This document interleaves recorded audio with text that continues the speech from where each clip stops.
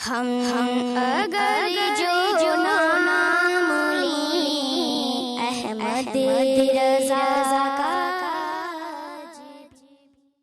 मैं बागी कह रहा हूं अपने से ऊपर करने के लिए कि सबसे कम तर दर्जा होता है किसी की गुलामी करना, सबसे बड़ा दर्जा होता है जालिम हुक्मरान के खिलाफ कलमा हक बुलंद करना। आपको पता है हदीस का ना, अफजल तरीन जहाद क्या है? बगावत। क्या है अफजल तरीन जहाद? जालिम हुक्मरान के ऊपर कलमा हक बुलंद कर देना। इसको नहीं बगावत कहते? और किसको बगावत कहते हैं आप? मेरे नबी ने पूरे मक्के से बगावत किया है, यस और नो की। हर सरदार को गले से पकड़ के बगावत की, छुप के किया था, बीच सामने खड़े होकर बगावत की थी। उमर बिन खत्ताब ने काबे में खड़े होकर कहा अल्लाहु अकबर, अब कोई रोक के दिखाए मुझे। ये बगावत नहीं है और क्या है? वीडियो क्लिप काफ़ी सारी ईमेल आईडी से आई हैं और सेम एक ही उसके अंदर बात लिखी है कि साहिल अदीम नाम का जो ये मोटिवेशनल स्पीकर है पाकिस्तान के अंदर, इसने सरकार सल्लल्लाहु ताला अलैहि वसल्लम के बारे में जो कलिमात कहे हैं कि आपको बागी कहा, और इसके ऊपर ये अपनी दलाइल भी दे रहा है कि बागी कहना के अंदर मेरी नीयत क्या थी और मैं किस मकसद से कहा, और मुसलमानों का जो जिहाद के अंदर हिस्सा लेना था उसको भी ये बगावत और बागी होने से ताबीर कर रहा है। तो असल में सरकार सल्लल्लाहु ताला अलैहि वसल्लम को माज़अल्लाह नऊज़ बिल्लाह अब बागी कहना ये इतनी सरी गुस्ताखी है कि जिसके अंदर किसी तरीके की लीपा पोती नहीं हो सकती। और इस कमबख्त को, कम अक्ल को ये मालूम नहीं कि जो बागी लफ्ज़ का इतलाक़ होता है वो हक़ के अगेंस्ट खड़े होने पर होता है। हर दो लोगों की लड़ाई में दोनों लोग अगर बागी होंगे तो फिर हक़ पर कौन होगा?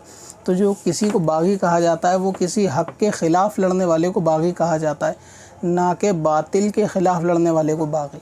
और बागी का जो माना होता है वो नाफरमान होता है, यानी हक़ के अगेंस्ट खड़ा हो जाना।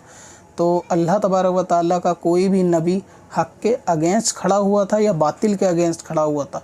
तो बागी का जो लफ्ज़ का इत्तलाक़ होता है वो बातिल के अगेंस्ट खड़े होने पे होता है, लेकिन ये बंदा हक़ के अगेंस्ट खड़े होने पे भी बातिल लफ्ज़ का इत्तलाक़ कर रहा है। ये बहुत अजीब लोगों की जहालत है और ये का पता नहीं कहाँ से पढ़ के आ जाते हैं ये साइकोलॉजी, और लोग इनको सुनते भी हैं, इनसे मोटिवेशनल भी लेते हैं माज़अल्लाह।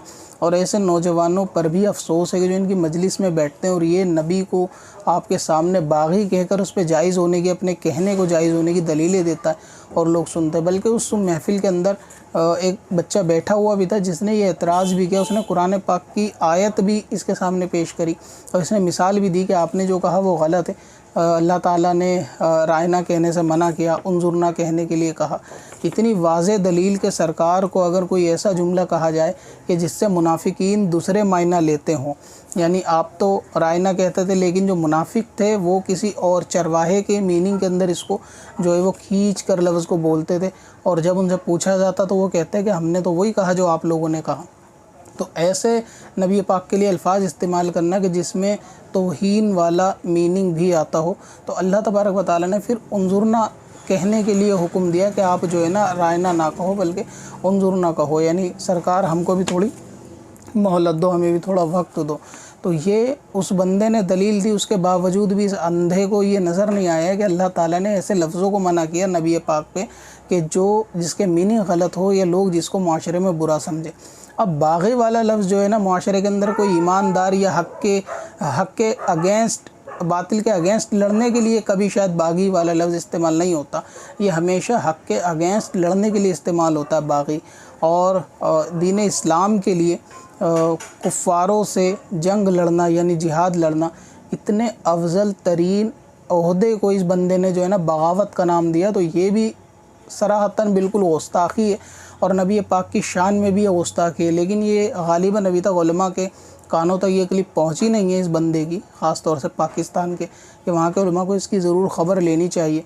और ऐसे नौजवान मुसलमान जिनको इस तरीके के मोटिवेशनल लोग जो है ना गुमराह करने की कोशिश करते हैं और इनका पहला एजेंडा ये होता है कि सिर्फ़ उलमा और मदरसे से लोगों को बदज़न करना, और ये सोचते हैं या दर्स देने की कोशिश करते हैं कि उलमा या मदरसे से निकल के आप कामयाब या देश के लिए कोई कामयाबी राह नहीं खोल सकते। ये एक लिमिटेड हैं, गोया के कुएँ के मेंढक वाला बात है कि आप जो है ना यहीं सिमट के इनकी सोच में रह जाएंगे। ये हराम हलाल वाली बातें तो ये बाद में, पहले आप ये फ़ैसला करेंगे आपको करना क्या है, बनना क्या है, वगैरह वगैरह। और इस बंदे की किसी स्पीच के अंदर जो बंदे ने कभी सवाल पूछा होता ना, उसके मुताबिक तो कभी जवाब ही मेरे ख़्याल में कि नहीं होता। कुछ सवाल होता है, जवाब उसका कुछ का कुछ होता है, और इतनी लंबी स्पीच और जवाब को इधर उधर घुमा के कि मुझे लगता भी नहीं कि सवाल पूछने वाले की बात समझ में आए। और ऐसे लोग जिनको मोटिवेशनल स्पीकर समझ रहे हैं कि जो आपको कुरान हदीस से दूर करके या सही इस्लाम से दूर करने के बाद न जाने कौन सी मोटिवेशनली आपको कर देंगे या किस राह पे ले जाएंगे। और ऐसे लोग के जो अहल भी नहीं है, लोग उनसे दीन का मसाइल पूछते हैं। बहुत सारे दीनी मसाइल पे भी साहब गुफ्तगू करते हैं, दाढ़ी रखने के ऊपर, म्यूज़िक सुनने के ऊपर वगैरह वगैरह, कि जहाँ खुद की रग दुखती रग के ऊपर हाथ रखा जाता है ना, तो वहाँ ये उस पर ज़्यादा टॉपिक को बिना घुमा देते हैं और काम की बात उसके अंदर नहीं होती कि दाढ़ी का कटवाना हराम है या ये। तो ये सारी बातें हैं कि ये जो नबी पाक के बारे में कहा गया है, बागी का लफ्ज़, ये गुस्ताखी है। और ऐसे बंदे की स्पीच सुनने से जो है ना वो बाज रहना चाहिए। सरकार सल्लल्लाहु अलैहि वसल्लम ने इसके बारे में पहले से ही ये आप ये समझ लें कि इल्म गैब की ख़बर आपको जो है ना दे दी कि आखिरी ज़माने के अंदर क़यामत के नज़दीक ऐसे जाहिल लोग पैदा होंगे कि लोग उनको अपना पेशवा बना लेंगे। तो जिन लोगों ने इसको अपना पेशवा बना रखा है और वो समझ रहे हैं कि भाई मोटिवेशनल है, चलें ठीक है, दुनिया की तालीम तक तो हो सकता है, लेकिन अगर आप देखें कोई ऐसा मोटिवेशनल, यानी अगर आपको डॉक्टर भी दीन का दर्स देने लगे जबकि वो उसमें आता जाता ये जानता ना हो, तो उसकी बात को भी शरीयत के अंदर कबूल नहीं किया जाएगा। तो ऐसे मोटिवेशनल स्पीकर जो आज मार्केट के अंदर आ गए हैं ना, कि जो ख़ुद शायद रात को इनको जल्दी नींद ना आती हो डिप्रेशन के अंदर, लेकिन ये आपको मोटिवेट करेंगे, ये आपको मोटिवेट करेंगे कि पैसा कैसे कमाना है, उलमा से किस तरह दूर रहना है, और मौलानाओं के चक्करों में नहीं पड़ना, आपको आगे बढ़ना है, कौम को आगे बढ़ना है। ये म्यूज़िक और ये हराम हलाल वाली बातें सब छोटी हैं, इनको पीछे छोड़ो, कौम को आगे बढ़ना है। तो ये कि सुन्नत नबी को या सीरत नबी को पीछे छोड़कर कौम को आगे बढ़ना है, या फिर ये कि सबको एक हो जाना चाहिए, ये तो इनका पहला फंडामेंटल उसूल होता है सारे मोटिवेशनल स्पीकर का, चाहे वो झेलम का जहन्नमी हो या फिर ये साहिल अदीम जैसे गुस्ताख लोग हों। इन सब का एक ही फंडामेंटल होता है, सबको एक हो जाना चाहिए। मसलन ये कि कोई नबूवत के बाद नबूवत का दावा करे, एक हो जाए, कोई कैसी गुस्ताखी करे, एक हो जाए, उन सबको एक हो जाना चाहिए।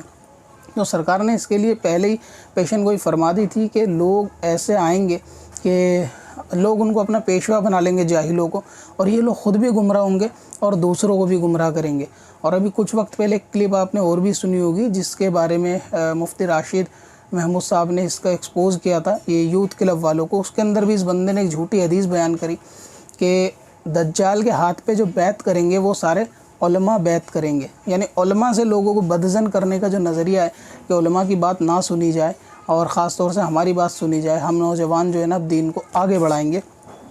तो ये बात भी कि सरकार ने फरमाया कि उलमा बैत करेंगे, लेकिन सरकार ने ये फरमाया कि वो गुमराह किस्म के लोग, फासिक व फाजिर किस्म के लोग बैत करेंगे, यानी इस जैसे लोग दज्जाल के हाथ पर बैत करेंगे, उलमा दज्जाल के हाथ पर बैत नहीं करेंगे।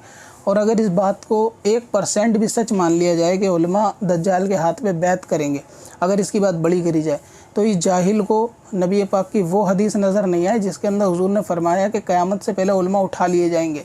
तो जब इल्म उठा लिया जाएगा, उलमा उठा लिए जाएंगे, तो बैत क्या इसके अब्बा करेंगे वहाँ जाके या इन जैसा आलिम करेंगे? तो जो उलमा की जो ये तशरीह कर रहा है ना कि जो बैत करेंगे, हकीकत तो ये है, सरकार ने फरमाया कि क़यामत से पहले उलमा उठा लिए जाएंगे, यानी इल्म जो है वो उलमा की गर्दनों में कैद है और धीरे धीरे आलिम वफ़ात पाएंगे और उलमा बचेंगे ही नहीं क़यामत के करीब। फिर ये जाहिल किस्म के लोग आलिमाना लिबास पहन के आएंगे और लोग इनको पेशवा समझ लेंगे, और ऐसे ही गुमराह, जाहिल, फासिक, फाजिर लोग दज्जाल के हाथ में बैत करेंगे।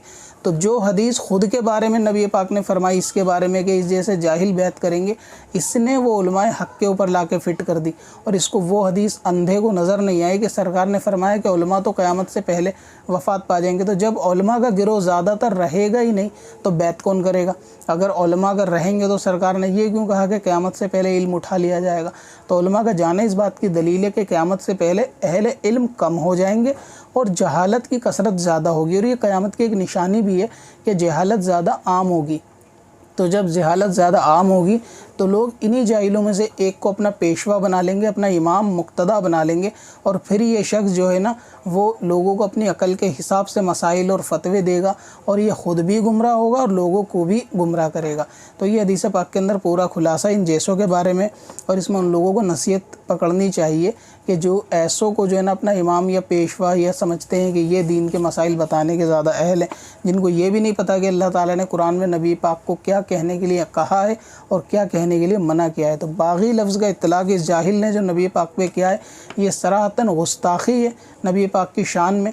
और बागी का लफ्ज़ जो है वो बातिल के अगेंस्ट होता है, हक़ के अगेंस्ट नहीं होता। नबी पाक को बागी कहना माज़अल्लाह ऐसा है कि जैसे आप हक़ पे नहीं थे और उन्होंने लोगों के साथ दूसरों के साथ बगावत करी, और इसकी सारी मिसालें भी बातिल हैं। जबकि नबी पाक ने हक़ के अगेंस्ट लड़ाई नहीं लड़ी, बल्कि बातिल के अगेंस्ट और कुफ़ारों के अगेंस्ट लड़ाई लड़ी है, और बातिल के अगेंस्ट लड़ने वाले को बागी नहीं कहते। बागी बल्कि वो गिरोह था जो नबी पाक के हक़ के अगेंस्ट लड़ाई लड़ रहे थे। बागी वो गिरोह था, मिसाल के तौर पे जैसे करबला के अंदर जो इमाम के ख़िलाफ़ जो है ना लड़ाई लड़ रहे थे वो बगावत पे थे। इसी तरह सरकार के ख़िलाफ़ जो लोग लड़ाई लड़ रहे थे वो बगावत पे थे। तो हक़ के ख़िलाफ़ लड़ाई लड़ने को बगावत कहते हैं, या उस बंदे को बागी कहते हैं जो हक़ के मुकाबले में खड़ा हो। जो हक़ के साथ खड़ा हो और बातिल से मुकाबला कर रहा हो उसको बागी नहीं कहते। दुनिया